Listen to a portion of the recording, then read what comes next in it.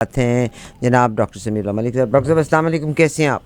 جی وعلیکم السلام ورحمۃ اللہ وبرکاتہ. حیاک اللہ بارک اللہ فیک. جی الحمد للہ میں ٹھیک ہوں. ٹھیک ہے ڈاکٹر صاحب. ڈاکٹر صاحب آپ اپنی بیوی سے ڈرتے کہ نہیں؟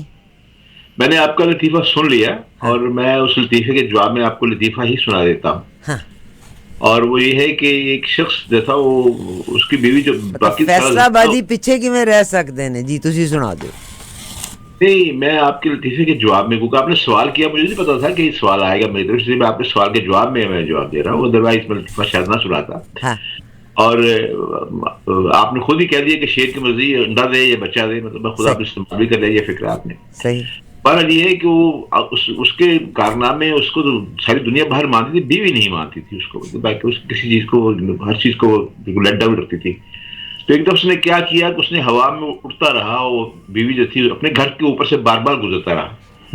اور جب وہ ساری بیوی بڑے غور سے دیکھتی رہی اسے، بھائی کون شخص ہے، ایک اصل نورانی شخص ہے جو کہ اس قدر جو ہے ہوا میں پرواز کر رہا ہے. مطلب جب وہ نیچے اترا ہے واپس دروازے سے گھر کے اندر داخل ہوا، تو اس نے کہا کہ تمہیں، اپنے شوہر سے اس نے کہا تمہیں پتا ہے کہ ایک شخص، آج میں نے حیران کن واقعہ دیکھا ہے کہ شخص جو ہوا میں اڑ رہا تھا بار بار گھر سے اوپر سے جا رہا تھا.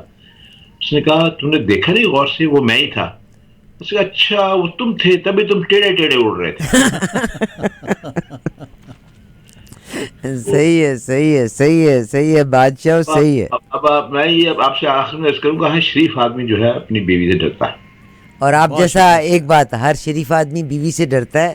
اگر اللہ نے چاہا آپ نے اتنی سکسیسفل زندگی گزاری اور آپ نے الحمدللہ رول کیا، تو آپ کے پیچھے آپ کی بیگم کا ہاتھ. اس میں کوئی شک نہیں، میں اس تھینک میں یو ویری تسلیم مچ. کرتا ہوں. بلکہ میں ہمیشہ اپنے پروگرام میں بھی اور اپنے مضامین میں نے کہا کہ شی واز مائی مینٹور. میں صرف ایگزیکٹلی. یہی نہیں وہ کہہ تو سکتا. الگ بات ہے کہ مظفر علی پہلے چلے گئے، میں رہ گئی، ورنہ میں نے مظفر علی کو کہا ہوا تھا جی اگر میرے مرنے کے بعد آپ نے کہا نا میں عارفہ سے نہیں ڈرتا تھا، تو میں آپ کے خواب میں ڈراؤں گی آپ کو. نہیں، مجھ سے کوئی ایسا مطالبہ نہیں تھا کسی قسم کا. اینی ویز ڈاکٹر صاحب خوش آمدید کہنا چاہتی ہوں آپ کو. ڈاکٹر بہت سمیع اللہ شکریہ. ملک صاحب کسی تعریف کے محتاج نہیں ہیں. آپ پروفیشنلی انجینئر ہیں، لکھتے ہیں. مجھے بھی ڈاکٹر صاحب مفتی بھی ہیں باقاعدہ، انہوں نے سند یافتہ مفتی بھی ہیں.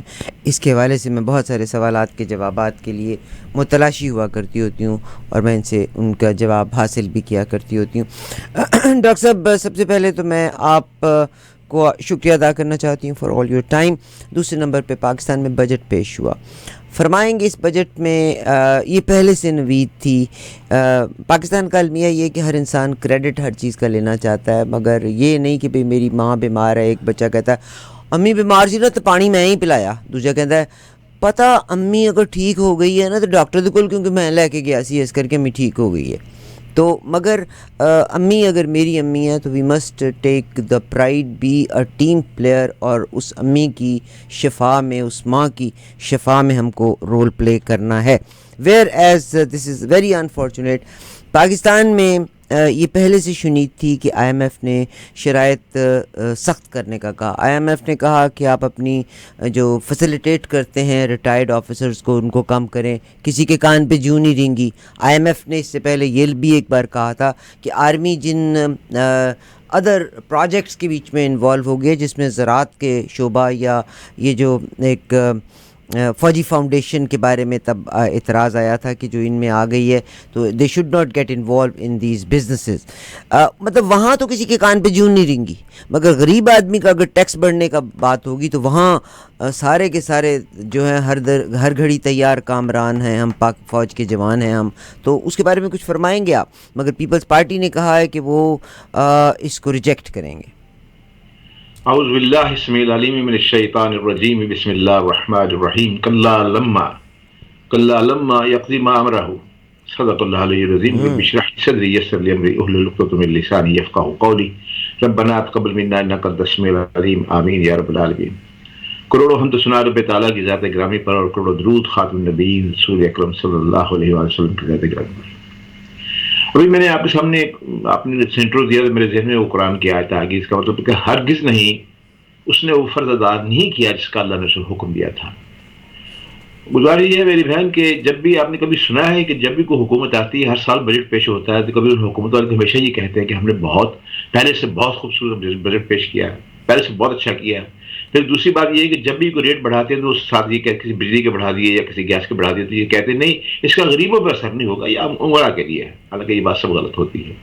اس دفعہ بھی ہمیشہ بجٹ کے اندر ایسے لفظوں کے گورکھ دھندے شامل کر دیے جاتے ہیں جو پبلک کی سمجھ سے اوپر ہوتے ہیں، انہیں سمجھ نہیں آتی، لیکن انہیں اس کو پتہ چلتا ہے کہ جب بازار کے اندر مہنگائی ہو، ضرورت زندگی کی جو اشیاء ہیں ان کے اس سے بس اس کے بس میں نہ رہے خریدنا، بل زیادہ کر دیے جائیں، پیٹرول دوسری جتنی بھی چیزیں ہیں۔ اب یہ اتفاق یہ ہے، اس حکومت کی فیور میں ایک بات یہ جاتی ہے کہ اتفاق یہ جو بجٹ پیش کر رہے ہیں اس میں عالمی طور پہ تیل کی قیمت جو ہے بہت کم ہوئی ہے، اور تیل کی قیمت کا اثر انہوں نے بھی لیا ہے، اس کا تھوڑا سا انہوں نے ایک تھوڑا بجٹ میں اس کا اثر رکھا ہے، لوگوں کو بتایا ہے۔ لیکن جو آپ نے جو بات فرمائی، پتہ کی بات تو آپ نے کہی کہ جو ایم آئی ایف کی جو شرائط تھیں اس پہ انہوں نے بھارت کو ابھی 9 بلین کا ان کے ساتھ مطلب پروگرام ہونے جا رہا ہے، اس سلسلے میں انہوں نے مطلب پوری تیاری کر رکھی تھی، مطلب اس سلسلے میں اگر وہ نہ دیتے تو پھر وہ پروگرام نہ ہوتا، مطلب آئی ایم ایف کے ساتھ، اور اس کی شکایت نہ مان کے آپ کو بتایا کہ وہ تو ایک بلین کے لیے کیسے ناک سے لکیریں نکلواتے ہیں، ناگر آپ کو رگڑاتے ہیں مطلب۔ اب انہوں نے یہ ضرور کیا ہے کہ انہوں نے بہت سی چیزیں جو پہلے چھوٹ دے رکھی تھی اس چھوٹ کو ختم کیا، لازمی والے وہ جو چھوٹ تھی وہ بڑے اداروں پہ تھی، اور جن اداروں کا آپ نے نام لیا ہے فوجی فاؤنڈیشن اور دوسرے پہ وہ چھوٹ وہ تھی کہ پہلے انہیں گیس کی سبسڈی ملتی تھی، بجلی کی سبسڈی ملتی تھی، وہ سبسڈی ختم کر دی گئی ہے، یعنی ٹیکس تو بعد میں ملے گا۔ اب لازمی بات ہے، اب آپ یہ دیکھیے کہ اگر ایک ادارہ جو ہے اگر اس سے بجلی کے بل پہ سبسڈی ملتی ہے تو لازمی بات ہے اس کا نفع پروفٹ ریشو اس کا زیادہ ہوگا اور اس پروفٹ ریشو پہ وہ ٹیکس دے گا، لیکن اب جب اس کے سالانہ اخراجات کے اندر بجلی کا بل بھی وہ پورا آئے گا، سبسڈی نہیں ہوگی، تو پھر یہ کہ ٹیکس کی تعداد تو کم ہوگی۔ اب ایک طرف تو آئی ایم ایف کے کہنے کے اوپر انہوں نے وہ جو ہے سبسڈی ختم کی ہے، لیکن اس سبسڈی جو ختم کی گئی ہے اس کا عوام کے اوپر جو ہے نا جو اثر پڑے گا اس سے دیکھنا ہے کہ انہوں نے کیا کیا ہے۔ اب آپ یہ دیکھیں کہ سب سے بڑی بدنصیبی کی بات یہ ہے کہ آپ کے بینک کے اندر آپ کا بینک کے اندر اکاؤنٹ ہے، آپ کے اپنے پیسے ہیں، آپ اپنے پیسے جب لینے کے لیے جاتے ہیں، حالانکہ آپ ٹیکس بھی دے رہے ہوتے ہیں، فائلر بھی ہیں، ٹیکس بھی دے رہے ہوتے ہیں، لیکن جب بھی آپ جتنی دفعہ پیسے لینے جائیں گے اس کے اوپر الگ سے ایک ٹیکس ہوگا۔ یہ کیا ظلم ہے؟ کسی اور ملک میں ایسا کوئی ظلم نہیں ہو رہا۔ تو دوسری بات یہ ہے کہ اگر آپ کبھی بجلی کا بل دیکھ لیں، اگر ہو سکے تو آپ بجلی کا بل دکھا بھی دیں، آپ گوگل پہ مل جائے گا، اس میں بجلی کے بل کے اوپر 9% کے ٹیکس جو ہے وہ چل رہے ہیں بجلی کے اوپر، اور بدنصیبی یہ ہے کہ اس کے اندر 2 ایسے ڈیم کے بھی ٹیکس ڈالے جا رہے ہیں جو کہ ڈیم کا بھی نام و نشان بنا نہیں، اور پچھلے 13 سال سے اس ڈیم پہ جو ہے ٹیکس دیا جا رہا ہے۔ ایک یہ بھی دیکھیں، کوئی پوچھنے والا نہیں، کوئی ایسی بات نہیں۔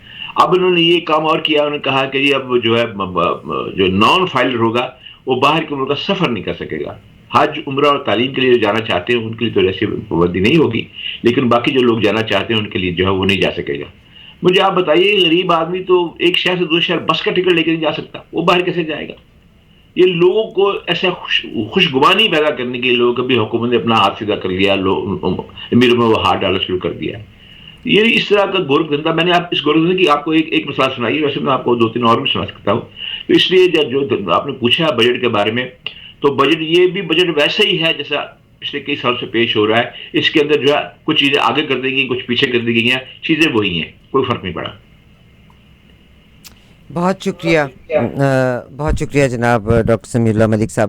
ڈاکٹر صاحب چلیے یہ بات تو ہو گئی، میاں صاحب جناب بڑے میاں صاحب Nawaz Sharif ex prime minister of Pakistan, انہوں نے مبارکباد دی نریندر مودی کو، اور ہائی لائٹ کر کے کہ آپ کو تیسری بار آپ کی قوم نے پرائم منسٹر منتخب کر لیا، ہم مبارکباد دیتے ہیں۔ نریندر مودی صاحب نے بڑے خوبصورت طریقے سے جواب دیا، اور انہوں نے مشروط کر دیا تعلقات پاکستان اور ہندوستان کے۔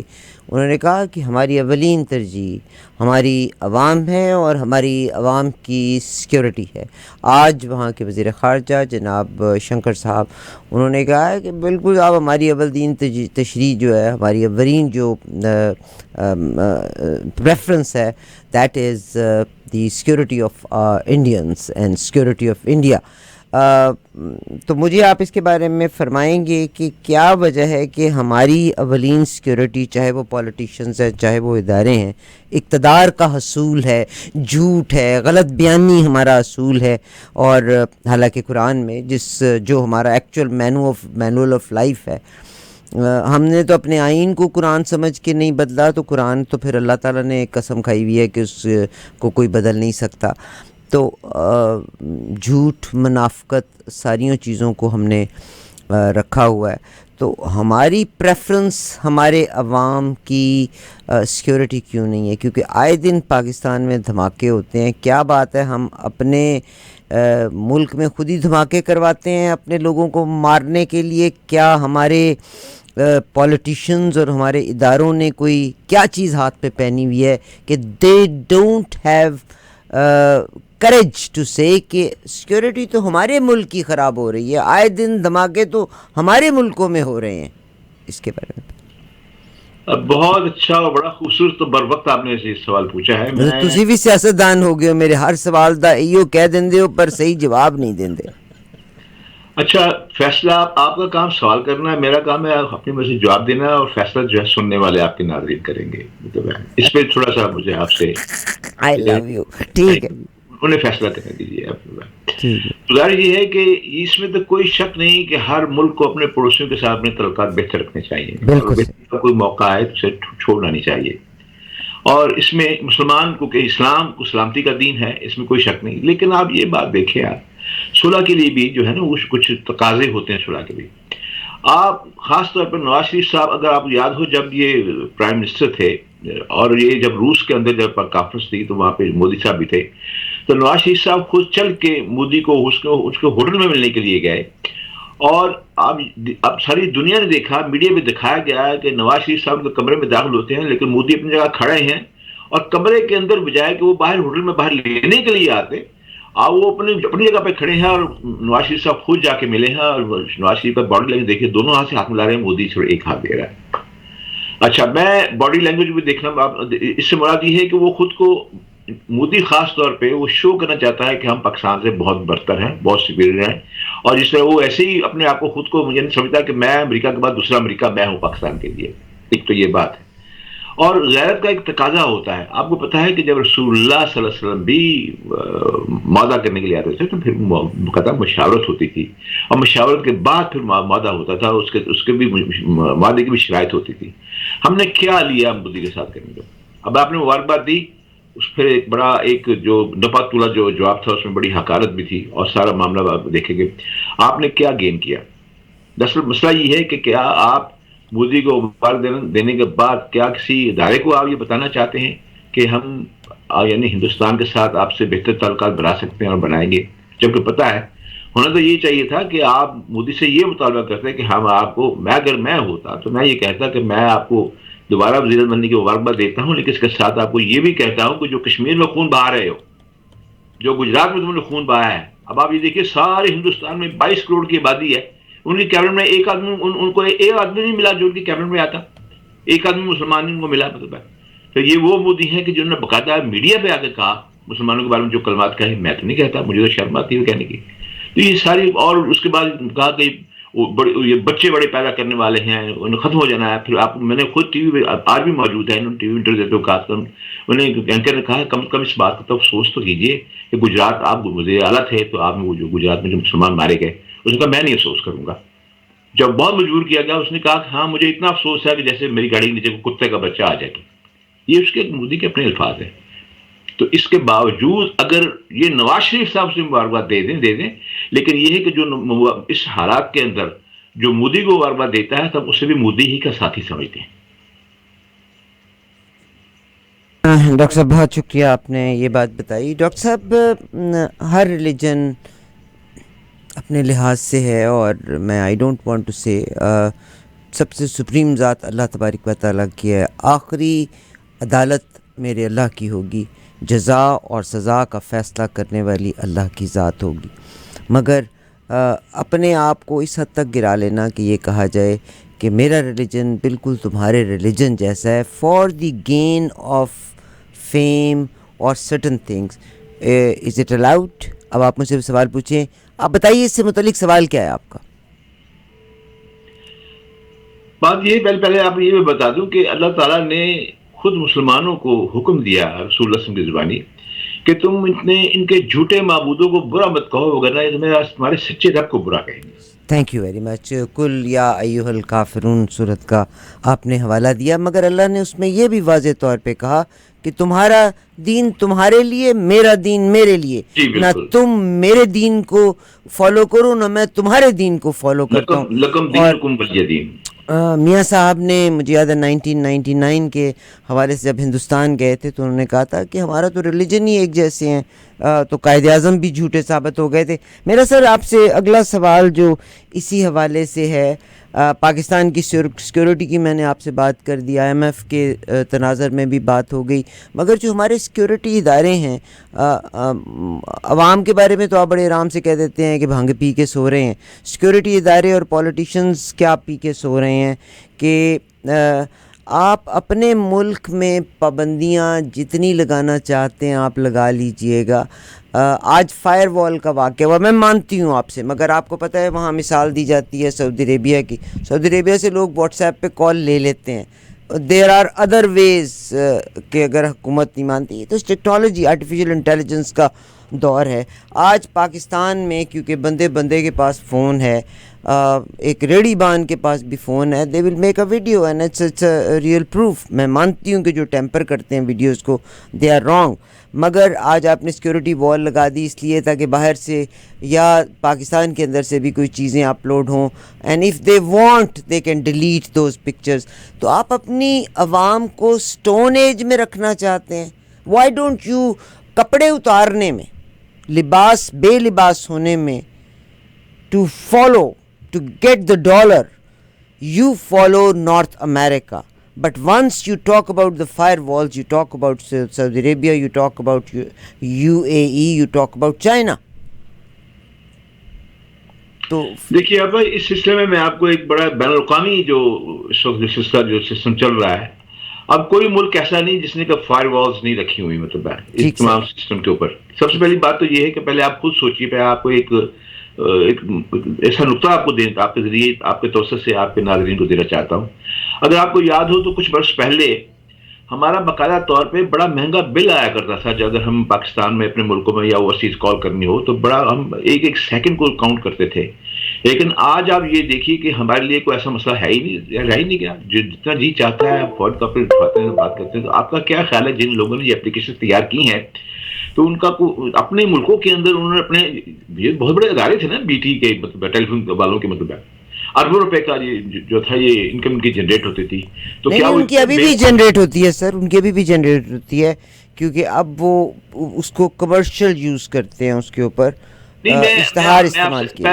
They still make money on it. پہلے تو منوپلی تھی نا ان کی، مطلب ابھی بھی منوپلی ہے سر ان کی، ابھی بھی منوپلی ہے. اب آپ یہ دیکھیے نا، اب انہوں نے جو اپلیکیشن بنا رکھی ہیں، کئی اپلیکیشنز ہیں جو کہ فری کالز کر سکتے ہیں، فری ویڈیو کالز کر سکتے ہیں، ویڈیو آنا جانا، اس کی جو ٹریفکنگ ہے پوری، مطلب آپ دیکھیے اس وقت سوشل میڈیا سب سے زیادہ اگر کوئی ٹریفک ہے تو وہ سوشل میڈیا کے اوپر ہے.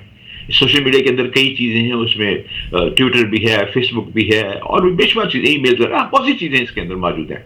تو آپ کبھی غور نہیں کرتے کہ اس میں اس کے آخر جن لوگوں نے یہ چیزیں تیار کی ہیں وہ کیوں، مطلب کیا وہ اتنے بیوقوف ہیں؟ لازم بات ہے کہ ان کا کوئی مقصد تو ہے اس کے پیچھے جو کہ وہ لے رہے ہیں، جو آپ کا ڈیٹا اکٹھا ہو رہا ہے. اب آپ یہ دیکھیے کہ باقاعدہ میں خود کو تھوڑا میرا ایک تعلق آئی ٹی سے بھی ہے. آپ اس بات سے اندازہ کریں کہ جب آپ کسی سوشل میڈیا کی اپلیکیشن کو لوڈ کرتے ہیں تو لوڈ کرتے ہوئے جو ان کی جو آتی ہیں، جب آپ ان کے جو سبجیکٹ ٹو کانٹریکٹ ہوتا ہے، مطلب اس میں شرائط میں لکھا ہوتا ہے کہ وہ ان کا ایکسیس ہوگا آپ کے ڈاٹا کے اوپر. ان کے پاس سارا ڈاٹا آپ کا چلا جاتا ہے، سارا ڈاٹا جو ہوتا ہے وہ چلا جاتا ہے. اگر آپ کا ٹیلی فون بند بھی ہو تو تب بھی آپ کا ڈاٹا جو ہے وہ چلا جاتا ہے، وہ کام کر رہے ہوتے ہیں. پھر دوسری بات یہ ہے کہ وہ آپ کا موبائل اگر آپ کی جیب میں ہے تو اگر آپ نے وہ خاص اپلیکیشن بند نہیں کی، اور اس کے بعد یہ ہے کہ وہ جہاں جہاں آپ جا رہے ہیں آپ کی جو ہے پوری سرویلنس بھی ہو رہی ہے کہ کہاں کہاں آپ جا رہے ہیں، کہاں کس روٹ سے جا رہے ہیں، یہ ساری چیزیں ان کے پاس موجود ہیں. ایک تو یہ بات ہے. اس لیے اگر یہ کہنا ہے کہ فائر والز تو ہر جگہ لگی ہوئی ہیں. اب آپ یہ دیکھیے مسئلہ یہ ہے کہ فائر والز کے باوجود یہ ٹیکنالوجی یہاں تک چلی گئی ہے کہ آپ کو امریکہ کی وائٹ ہاؤس کی بھی ویب سائٹ ہیک ہو گئی تھی، واشنگٹن کی ہو گئی تھی، FBI کی بھی ہو گئی تھی. اس سے اب اور بڑے بڑے ادارے ہیں ان کی بھی، پاکستان کے اندر بھی کئی اداروں کی ہوئی ہے، انڈیا کے اندر بھی ہیں. اب وہ مختلف جو ممالک دشمن جو ممالک ہیں وہ باقاعدہ طور پر نظر رکھتے ہیں. دور نہ جائے، ٹرمپ کے زمانے میں جو انتخاب ہوا تھا تو کیا امریکہ کے لوگوں نے، امریکہ کے بہت سے اداروں نے مطلب روس کے اوپر الزام نہیں لگایا تھا کہ اس نے ہمارے انتخابات میں براہ راست حصہ لیا، اس کو ٹیمپر کیا ہے. تو یہ سارے فائر والس کے باوجود یہ کام ہوتا ہے. اگر کوئی ابھی وہ اس بات سے پریشان ہے، وہ کہتے ہیں کہ جن لوگوں کو تو ٹیمپر کرنا نہیں آتا کم ان سے بچا جائے. حالانکہ میں سمجھتا ہوں کہ یہ کام کرتے وہ ہیں جو بڑے ایکسپرٹ ہو، جنہوں نے یہ چیزیں کرنی ہو، انہیں پتا ہے کہ اب بہت شکریہ ڈاکٹر صاحب، آپ مختلف سائٹ پہ لے گئے. اس میں اب یہ ہے کہ اس کانٹینٹ کو آئی انڈرسٹینڈ آپ واسٹر اسکیل پہ لے گئے، وائڈر اسکیل پہ چلے گئے، بٹ یہ جو یہ آئی وش کہ پاکستان نے اس مقصد کے لیے لگائی ہوتی، to protect securities, to give the security to the country, I wish. مگر یہ فائر وال جو لگائی گئی ہے یہ ہے to block the content. What they just want to let that content come in the country what they want. But if they don't want any kind of education جس میں اب وہ تعلیم نہیں چاہتے آج تک، اور یہ میں نہیں کہہ رہی، آپ گوگل کر کے دیکھیں، ننگی ویڈیوز دیکھنے میں پاکستان کا نمبر بہت اونچا تھا. ٹھیک ہے، تب تک تو آپ کو فائر وال لگانی یاد نہ آئی. آج جب آپ کے پولیٹیکل سینیریوز ہیں، آج جب آپ ایکسپوز ہو رہے ہیں، یا آپ اپنے ملک میں بیٹھے ہوئے آپ کے پاس کسی ایک شخص کے پاس اختیار نہیں کہ وہ سچ کہہ سکے، آپ کا سیریس سے سیریس واقعہ ہو جاتا ہے پاکستان کے بیچ میں، مگر پی ٹی وی اس وقت گانے چلا رہا ہوتا ہے. تو this firewall is not to protect Pakistan, this firewall is to block the content what they don't want to come in. I understand کہ very much جو ایسا content بھی ہے جو لوگوں کو بے راہ روی کی طرف لے کے جا رہا ہے، مگر جب ننگی ویڈیوز آتی تب بھی آپ کو خیال نہیں آیا تھا. Now the main thing is political جو orientation ہے اس کی وجہ سے یہ فائر واک لگی ہے. میں یہ سمجھتا ہوں یہ بات غلط ہے. انتقامی مزاج، یعنی انتقامی طور پہ اگر آپ نے یہ کام جو کیا ہے، جو بھی کرے، حکومتیں کریں، ادارے کریں، یا جماعتیں کریں، یا قومی کریں، یہ بالکل غلط بات ہے. گویا آپ بزدل ہیں، آپ کے پاس جواب دینے کی. بہت شکریہ ڈاکٹر صاحب، بہت شکریہ آپ کی. میں بڑی احسان مند ہوں کہ آپ نے بڑے اچھے طریقے سے اس بات کو ایکسیپٹ کیا. جب آپ نے اس بات کو ایکسیپٹ کیا تو اگین میں ایک چند لوگ ہی ہیں، میں اگین آئی لو پاکستان، میری ماں پاکستان ہے، and that's it. Imran Khan صاحب کے دور میں بھی یہ غدر چلتا رہا، بے شمار صحافیوں کو اٹھایا بھی گیا، گولیاں بھی چلانے کی کوشش کی گئی، اور پھر عمران خان آ کے کہتے تھے we are at the same page. حالانکہ مزہ تو پھر تھا خان صاحب، آپ تب آ کے کہتے کہ بھئی میری مرضی کے ساتھ کچھ بھی نہیں ہو رہا، جو خان صاحب کی بھی غلطی ہے، میں تو لاؤڈلی اس کے بارے میں کہتی ہوں. پھر خان صاحب کے جو چاہنے والے ہیں وہ لکھتے ہیں لو کینیڈا کو کوئی جوان نہیں تھا ملا پروگرام کرنے کے لیے. او بے وقوفو، آپ لوگ اگر فیک زندگی پہ ہی رہنا چاہتے ہو تو پھر live in a fake life. This is an age, anybody can change their age in any way shape and mint. I don't want to, I am proud of what I am, how old I am. میرا doctor صاحب آپ سے یہاں پہ ایک سوال آ رہا ہے. واقعی عمران ریاض صاحب عمرہ کرنے جا رہے تھے، آج تک اشرف وہ کیا ارشد شریف، ان کا بھی مقدمہ نہ درج ہو سکا. بے شمار عمران خان بیچارے کو خود اپنا جس نے اس کو شوٹ کیا تھا ان کو مقدمہ درج کرنے کا موقع نہ مل پایا. مگر یہ ایکس وائی زیڈ کہاں سے آ جاتے ہیں جو فٹافٹ مقدمے درج کرتے ہیں اور اسی وقت بندہ اریسٹ ہو جاتا ہے. یعنی ایک بندہ فرام نو ویئر اپیئر ہوتا ہے. آپ کو بھی پتہ ہے فوجداری مقدمے پاکستان میں کیسے چلتے ہیں، بندے کی سنوائی کیسے ہوتی ہے، مگر جس بندے کو اریسٹ کرنا ہے وہیں پہ ایک فیک چہرہ آتا ہے، آ کے وہ کرتا ہے اور اس کو احرام میں اریسٹ کر لیا جاتا ہے. You had been to Saudi Arabia, you did your مفتیز کورس فرام سعودی عربیہ، یعنی اپنی پوری ٹریننگ اور سرٹیفکیشن آپ نے سعودی عربیہ سے کی. And I believe in Saudi Arabia if somebody travel from X direction to Saudi Arabia he has to go back to the X, اپنے original destination کی طرف ہی اس کو جانا پڑتا ہے. He can not leave Saudi Arabia and go back to Y and Z کی طرف نہیں جا سکتا. کیا بات ہے کہ ایک بندہ عمرہ ہی کرنے جا رہا تھا تو what they are scared of. اینڈ آج عدالت کو اعتراض بھی ہے کہ کون دھجیاں بکھیر رہا ہے عدالت کی، کہ عدالت کہتی ہے کہ اس شخص کی ہر چیز پہ ضمانت ہو چکی ہے، آپ اس کو اریسٹ نہیں کر سکتے. مگر کیا وجہ ہے کہ پولیس اس چاک کو بندے کو اریسٹ کر لیتی ہے؟ کہ تو عدالت بے وقوفوں کی ہے، ججیز آپ کے بے وقوف ہیں، یا کیا ہے؟ اب بڑی بدنصیبی یہ ہے ہمارے ملک کے اندر کہ یہاں بادشاہ سے زیادہ بادشاہ گھر جو ہے نا مطلب ہے، وہ سمجھتے ہیں کہ ہم زیادہ جو ہے، جو ہم سمجھتے ہیں ہم عقل کل ہیں. یہ جو عقل کل والی جو پالیسی انہوں نے اختیار کر رکھی ہے، یہ انہیں تباہی کی طرف لے کے جا رہی ہے. ایک آدمی ہے، اس نے احرام باندھا ہوا ہے، میں سمجھتا ہوں، میں فقہی طور پہ آپ سے عرض کرنا چاہتا ہوں کہ اس کے ساتھ یہ ظلم ہے، اسے حج سے روکا جائے. اسے جو حج سے روکا گیا ہے، اسے عبادت سے روکا گیا ہے.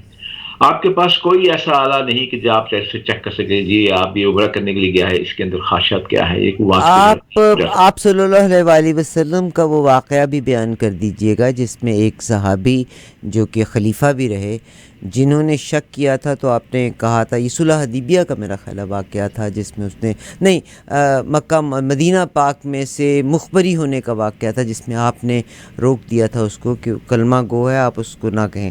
ذرا اگر آپ کو ہو تو بتا سکتے. جی میں اختصار سے بتا دیتا ہوں. جیسے ہوتا کیا تھا کہ اس وقت یعنی وقاعدہ ایک جاسوسی کا نظام یہ ہوتا تھا کہ پتہ چلتا تھا کہ دشمن کس وقت کہاں پہ ہے، کہاں جا رہا ہے، تو رسول اللہ صلی اللہ علیہ وسلم کچھ افراد کی ڈیوٹی لگایا کرتے تھے. وہ جاتے تھے، وہ پھر آ کے وہ بتایا کرتے تھے کہ دشمن کس سمجھ سے آ رہا ہے، اس کی تعداد کتنی ہے، کیا یہ سب ہوتا تھا. اس میں ایک صحابی تھے، وہ صحابی ان کے بچے کے وہاں پہ مکہ میں تھے، اور وہ جب واپس آئے تو انہوں نے وہ پوری طرح وہ حق جو تھا وہ ادا نہیں کیا، کرنے کا. تو اس پہ ایک شک کیا گیا کہ بھی انہوں نے خدا خاصا صحابی نے وہ غلط بات نہیں بتائی، وہ پوری معلومات نہیں دے پائے.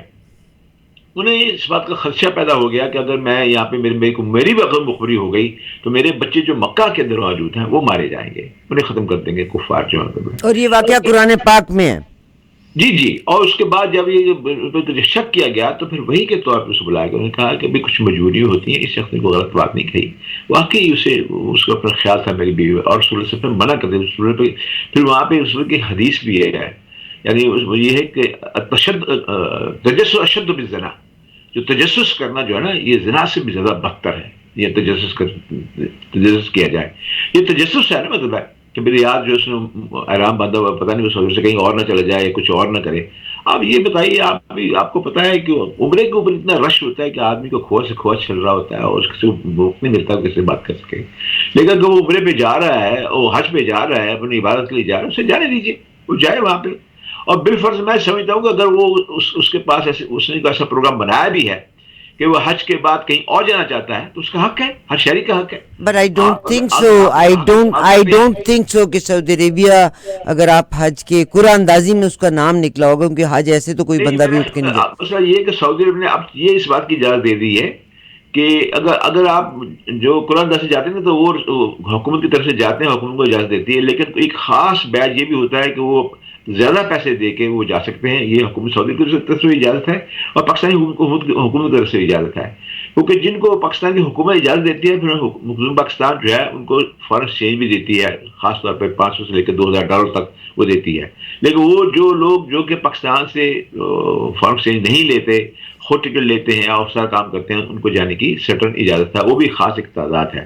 میں کہتا ہوں کہ بالفرض وہ ریاض نے یہ طریقہ اختیار کیا تھا تو اپنی جیب سے اختیار کیا ہوگا. اب وہ جا رہا ہے، اگر وہ اور اسے جانے دیا جاتا، یہ بات غلط ہے، میں اس بات کے حق میں نہیں ہوں.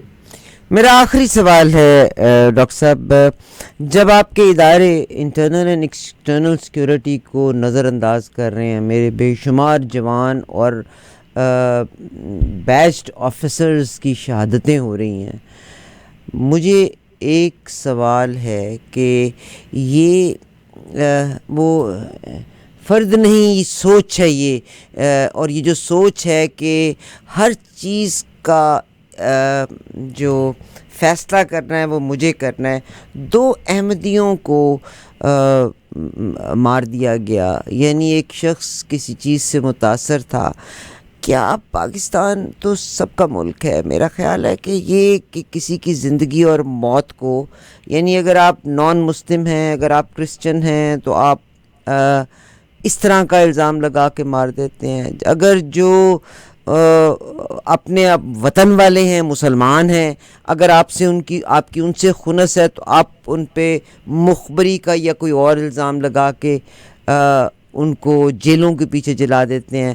احمد فرہاد کا ذکر کرتی ہوں، ایک پوئٹ ہے، اس کو غائب کیا ہوا ہے، کشمیر کی بات کرتا تھا. تو کیا اس کو کیسے ایکسپلین کریں گے؟ اور میرے جیسے ایک عام آدمی کے دلاسے اور پرسے کے لیے، کیونکہ جب میں نیوز کھولتی ہوں I do not get anything other than frustration, because وہ میری ماں ہے، میرا ملک ہے، وہ میری ماں ہے، میری زمین ہے. ہم لوگ روتے ہیں باقاعدہ اس کے لیے. آئی نو ویری مینی کرسچنس جب وہ نہیں جا سکتے تو وہ روتے ہیں اپنے دوستوں کو، اپنے محلے کو یاد کر کے. لوگوں کو مار دیا جاتا ہے. کیا اتنی کون سی نفرتیں دل میں آ گئی ہیں کہ ہم خدا کے قانون کو بھی اپنے ہاتھ میں لینا چاہتے ہیں. دیکھیے ابا، یہ کہنا تو بڑا آسان ہے کہ ہم کہہ دیں جب بھی کوئی ایسا واقعہ پیش آئے تو یہ ہم کہہ دیں کہ جی یہ دشمن کی سازش ہے. ایسی بات نہیں. میں اس کو اب ماننے کو تیار اس لیے نہیں ہوں کہ سب سے بڑا مسئلہ یہ ہے کہ ہم نے خود اپنے تئیں، ہمارے ہاں جو غیر سند یافتہ لوگ آ گئے ہیں جو کہ حب اللہ بغض اللہ کی مثالیں پیش کرتے ہیں وہاں پہ، مطلب ہے ان کی سوچ کو تبدیل کرنے کی ضرورت ہے. وہ آپ کو یاد ہوگا کہ ہمارے ملک کے اندر کبھی گجرانوالہ میں، کبھی سائی وال میں، کبھی جڑانوالہ میں یہ حادثے ہو رہے ہیں، تسلسل سے ہو رہے ہیں. مطلب ہے پہلے بھی میں نے اس کا مطالبہ کیا تھا، اگر آپ کو یاد ہو تو آپ کے ساتھ باقاعدہ طور پہ 2 پروگرام کیے تھے کہ اسلام کے اندر اقلیت حقوق کتنے ہیں، اقلیتوں کتنے حقوق ہیں اس کے بارے میں. اور یہاں تک یعنی واقعہ آ گیا تھا کہ مسلمانوں نے کہا تھا کہ کہیں ایسا نہ ہو کہ رسول اللہ صلی اللہ علیہ وسلم اقلیتوں کے ہماری جائیدادوں کے اندر بھی حصہ رکھتے ہیں. یعنی اتنے حقوق ہیں اقلیت کے، سب سے زیادہ اگر حقوق کے اندر اسلام کے اندر ہے. لیکن میں یہ سمجھتا ہوں کہ یہ جو غیر سند یافتہ لوگ ہیں، ہزارہا مساجد کے اندر وہ جو لوگ جو ہے اسے آپریٹ کر رہے ہیں، اس کو پر نظر رکھنے کی ضرورت ہے. اگر آپ دیکھیے دین تو ایک رافت کا نام ہے، رحمت کا نام ہے، دعوت کا نام ہے. اگر آپ دین کے اندر ایسا اس کو پیش کریں گے تو کون آپ کے دین کی طرف آئے گا؟ آپ تو کس منہ سے آپ کہیں گے کہ ہندوستان کے اندر مسلم کچھ فسادات ہوتے تو ضرور ہیں، لیکن آپ اپنے ہاتھ میں کچھ اس کو بندوبست کریں نا کبھی آپ. ہاں البتہ یہ ضرور ہے کہ اس میں کوئی شک نہیں، وہاں پہ کچھ یعنی ہوتا ہے. اور ہمارے جو اب دیکھیں ہمارے جو قادیانی جو دوست ہیں، اگر آپ نے ہمارے آئین کے اندر ان کو اقلیت قرار دیا گیا ہے، آپ وہ اقلیت کے یعنی جو سر وہ تو پھر ذمہ داری بن گئے آپ کی. اگر آپ نے اقلیت قرار دیا وہ تو آپ کی ذمہ داری بن گئے. آپ نے انہیں اقلیت قرار دیا ہے، پھر اقلیتوں کے جو حقوق ہے اس کی پاسبانی کون کرے گا؟ اس کی بھی تو پاسبانی ہونی چاہیے، مطلب اس کی پاسبانی کی جائے. بہت شکریہ. عیسائی جو ہیں وہ بھی عیسائی جو ہیں اگر وہ بھی اقلیت میں ہیں تو ان کے حقوق کی بھی پاسبانی ہونی چاہیے. اسی طرح بے شمار ہندو رہتے ہیں وہاں پہ، اور اگر آپ مینول آف لائف قرآن اور سنت کے لحاظ سے بات کرتے ہیں، آپ صلی اللہ علیہ وسلم مکہ معظمہ کو فتح کرتے ہیں تو کہتے ہیں کہ وہ لوگ جو میرے ساتھ ہیں وہ میرے ساتھ شامل ہوں، اور اگر آپ کا اختلاف ہے تو آپ اپنے دروازوں کو بند کر لیں تاکہ ان کو کسی طرح کا گزن نہ پہنچے. ہم نے بات شروع بھی اسی سے کی تھی، دہشت گردی سے، جس میں ہم نے جناب میاں صاحب کا اور نریندر مودی صاحب کا مکالمہ بیان کیا تھا، اور ہم نے ختم بھی اسی پہ کی ہے. ڈاکٹر صاحب ایک بہت خوبصورت پوئم ہے، میں اس پوئم کو شاید پورا تو نہ ادا کر سکوں. ہمارے یہاں ٹورنٹو میں ہوتے ہیں پنجاب کارڈیولوجی سے ڈاکٹر اسد، یہیں پہ ٹورنٹو میں مقیم ہوتے ہیں، بہت خوبصورت انسان ہے. ان کی ایک پوئم ہے کہ فرد نہیں وہ سوچ ہے کوئی، یہ we have to change ourself, I have to change myself. بجائے اس کے کہ میں دوسرے کے گریبان کے اوپر ہاتھ ڈالوں اور میں اس کو بدلوں، I got to change myself. فرد نہیں وہ سوچ ہے کوئی جس نے دل میں نفرت بوئی ہے، کیا تم نے اس سوچ کو پکڑا ہے، کیا اس پر دفع لگائی ہے؟ یہ ہمارے اداروں سے سوال ہے. فرد نہیں وہ سوچ ہے کوئی جس نے دل میں نفرت بوئی ہے، کیا تم نے اس سوچ کو پکڑا ہے، اس پر کوئی دفع لگائی ہے؟ یا پھر 2-4 کو پھانسی دے کر تم نے اپنی جان چھڑائی ہے؟ جب تک سوچ نہیں بدلو گے دہشت گردی ختم نہ ہوگی. کیا کوئی تاریخ یہاں پر میرے خون سے رقم نہ ہوگی؟ لاکھوں کو تم پھانسی دے دو، لاکھوں ایسے اور ملیں گے، دہشت گرد نہیں بدلیں گے.